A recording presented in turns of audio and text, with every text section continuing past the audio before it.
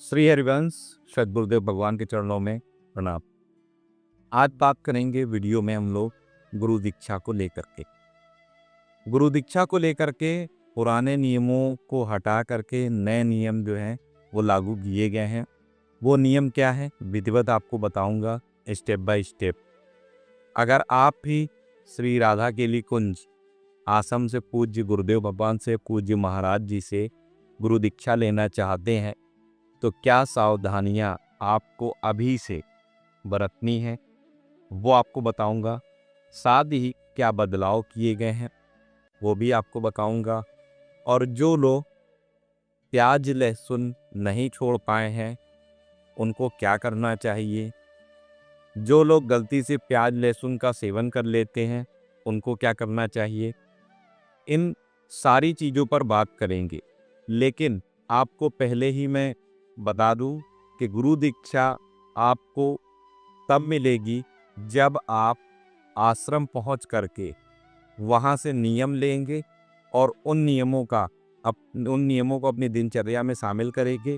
जो दिनचर्या आपको पूज्य महाराज जी के द्वारा बताई जाएगी वहां पर जो संत भगवान मौजूद होंगे जो आपको देंगे, उन्हीं दिनचर्या को जिस दिन से आप प्रारंभ करेंगे आपको एक कार्ड छोटा सा टोकन बना करके दिया जाएगा। उसमें डेट मेंशन होगी, मंथ मेंशन होगा कि आपने इस दिन से जो है आश्रम से नियम और जो दिनचर्या है वो ग्रहण की हुई है। उसके बाद हर 2 महीने में आपको हाजिरी लगानी होगी, बताना होगा अपनी स्थिति के बारे में, अपने नियमों के बारे में। अगर नियमों को करने में आपको किसी प्रकार की समस्या या परेशानी आती है तो वो भी आप वहाँ जाकर बताएंगे। हर 2-2 महीने में जा कर के आपको वहाँ हाजिरी लगानी और श्री जी कृपा करेंगी तो आपका गुरु दीक्षा का जो है विधान बनेगा सद्गुरुदेव भगवान की कृपा से। चलिए वीडियो में आगे बढ़ते हैं और जानते हैं कि क्या नियम।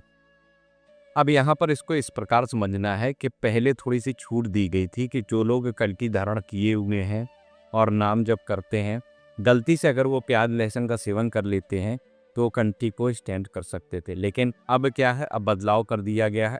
जो लोग प्याज लहसुन का सेवन करते हैं वो कंठी बिल्कुल भी नहीं पहन सकते, बिल्कुल अलाउ नहीं है, साफ साफ मना किया जा चुका है। साथ ही अगर आप प्याज लहसुन का सेवन करते हैं तो आप तुलसी की माला से नाम जप नहीं कर सकते हैं, आपको नीम की माला से नाम जप करना हो। अब बात कर लेते हैं नियमों की। जो लोग महाराज जी से दीक्षा लेना चाहते हैं और घर बैठे नियमों को फॉलो कर रहे हैं उन लोगों को अपने घर पे छवि सेवा विराजमान करनी। छवि सेवा में हरिवंश महाप्रभु जी होंगे, राधा वल्लभ दासजू महाराज होंगे, सेवक जू महाराज होंगे और सद्गुरुदेव भगवान की छवि होगी। ये 4 छवियाँ जो है आपको विराजमान करके सेवा करनी है। और एक चीज़ आपको क्लियर कर दूँ, जिन लोगों के यहाँ प्याज लहसुन का सेवन होता है, अभक्ष पदार्थ नहीं पाया गया है, प्याज लहसुन का सेवन होता है, वो लोग ठाकुर जी को भोग नहीं लगा सकते हैं उन्हीं पात्रों में तैयार करके। आपको उसके लिए नए पात्र दे करके आने होंगे। नए पात्र में आप अपनी रसोई का अच्छी तरह से रजरानी से गैस जो है उसका मार्जन करिए, यमुना जल से उसका मार्जन करिए, गौमूत्र का स्प्रे करिए पूरे किचन पे। साथ ही राधा नाम का संकीर्तन करिए, उसको शुद्ध करिए और फिर आप जो नए पात्र लेकर के आए हैं उसमें जो है ठाकुर जी का भोग जो है तैयार करके उन्हें भोग पवा सकते हो और वही भोग जो है उपासक को पाना होगा प्रसादी के रूप में। भोग लगाने के बाद उस प्रसादी को उपासक जो है पाएगा। अब कुछ लोगों की स्थिति नहीं है, वो अफोर्ड नहीं कर पाते, उनकी आर्थिक स्थिति नहीं है, उसके लिए थोड़ी सी छूट दी गई है। उन लोगों को क्या करना है, जिनके यहाँ बक्स नहीं खाया जाता है, प्याज लहसुन की बात हो रही, उनको उन्हीं पात्रों को रजनानी से मार्जन कर लेना है, यमुना जल का इस्तेमाल करना है धोने के लिए। साथ ही गौमूत्र का स्प्रे कर लेना है, राधा नाम का कीर्तन करना है और सद्गुरुदेव भगवान के आगे प्रार्थना करनी है, अपनी स्थिति के बारे में बताना है, तब वो उसमें जो है आगे कंटिन्यू कर सकते हैं। लेकिन भविष्य में फिर कभी प्याज लहसुन का इस्तेमाल नहीं होना चाहिए उन पात्रों में। और 11 माला आपको राधा वल्लभ श्री हरिवंश नाम की करनी होगी, जो कि बहुत ज़्यादा ज़रूरी है। बचे हुए समय में जो टाइम है उसमें आपको राधा नाम लगातार जपने का प्रयास करना है, तो इस चीज़ का आपको विशेष तौर पर ध्यान रखना है। बाकी जो वाणी जी के नियम दिए गए थे वो वैसे ही चलेंगे। आपको श्री श्री चतुरासी जी का पाठ करना है, 12 पद जो है करने हैं। सेवक वाणी के 5 छंद आपको करने होंगे आपको सही। श्री राधा सुधा निधि के 10 श्लोक अर्थ सहित आपको पढ़ने हैं। रसोपासना पूरी करनी है। एक चीज़ और ऐड ऑन की गई है, वो है श्रीहित हरिवंश चरितामृत, जो अभी हरिवंश महाप्रभु के प्राकट उत्सव पर लॉन्च की गई है श्रीहित राधा के लिए पुंज की तरफ से। उसको और एड ऑन किया गया है, उसका भी आपको पाठ करना है। उसमें हरिवंश महाप्रभु का संपूर्ण चरित्र के बारे में बताया गया है। सारी एक एक चीज़ें हैं हरिवंश महाप्रभु से संबंधित, तो उसको और जो है एड ऑन किया गया है। तो ये सारी वाणी जी थी जो जिनका आपको पाठ करना है। अब आपको इग्नोर क्या क्या चीज़ें करनी है, सावधानियां क्या करनी है।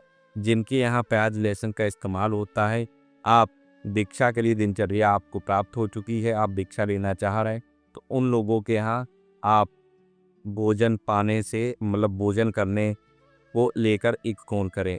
बाहर मार्केट का कुछ भी ना खाएं, क्योंकि आपको नहीं मालूम रहता है इंग्रेडिएंट्स में क्या गार्लिक मसाला ऐड है या नहीं ऐड है। तो मोमोज, पानी बतासे, चाट, ये सब जो आप लोग खाते हो मार्केट में, चाउमीन वगैरह और फ्राइड राइस वगैरह, इन सारी चीज़ों को इग्नोर करिए। अगर आप सच में दीक्षा लेना चाहते हैं, श्री जी के शरणागत होना चाहते हैं, इन सारी चीज़ों को इग्नोर करिए। जिन लोगों के यहाँ भक्ष्य पदार्थ का सेवन किया जाता है, उनके यहाँ तो प्रवेश भी मत करिए, उनकी रसोई में भी प्रवेश मत करिए, उनके यहाँ का कोई भी चीज़ स्पर्श मत करिए। जिनके यहाँ प्याज लहसुन खाया जाता है, उनके यहाँ भी आपको भोजन नहीं करना। आपको शुद्ध भोजन अपने घर पे ही करना है, और वो करना है जो आप श्री जी को भोग लगाते हैं। वो सारी चीज़ें आपको बता दी गई। प्याज लहसुन का जो लोग इस्तेमाल करते हैं, प्रयोग करते हैं, वो लोग कंठी धारण नहीं कर सकते हैं, ये स्ट्रिक्टली मना किया जा चुका है।